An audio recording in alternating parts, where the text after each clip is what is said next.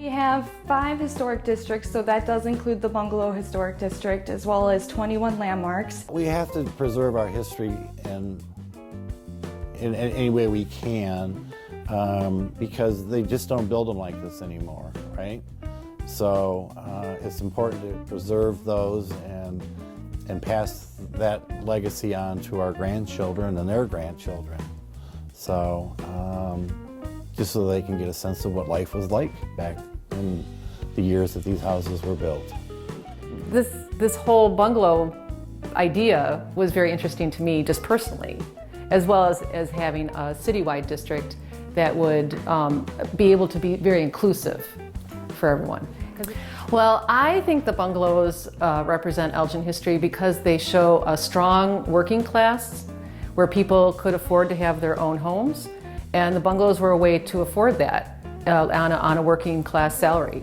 So I think that's what bungalows say, is that it's a kind of an everyman's home. Our mission is to inspire historical discovery through preserving Elgin's heritage.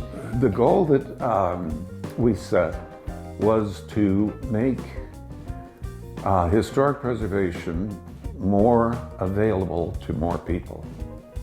Because prior to that, the only historic districts were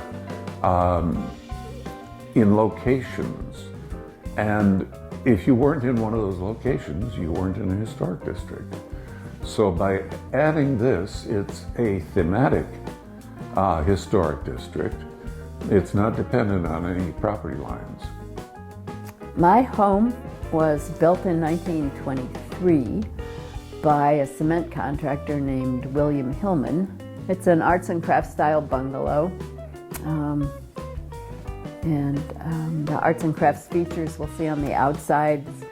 It's got all the perfect characteristics of a 1920s bungalow.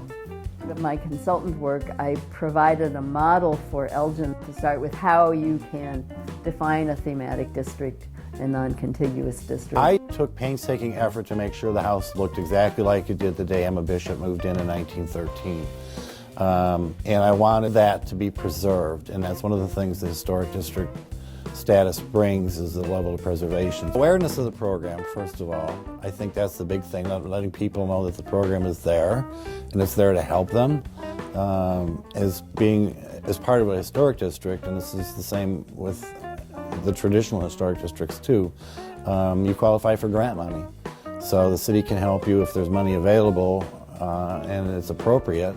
The city can actually help you financially with your project as well. You are able to receive or be eligible for our historic Elgin rehabilitation grants, and those grants are only for historic district residents. And that means that any work that you do on the exterior could be helped with our up to $20,000 for reimbursement.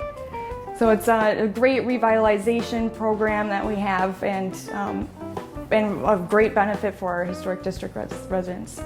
Well, it's still a young district, but I think in the initial phase, the amount of people that came in to help make this happen was beyond just bungalow owners, and people are really excited about this program in this district because it is a unique era in Elgin, and not only Elgin but across America.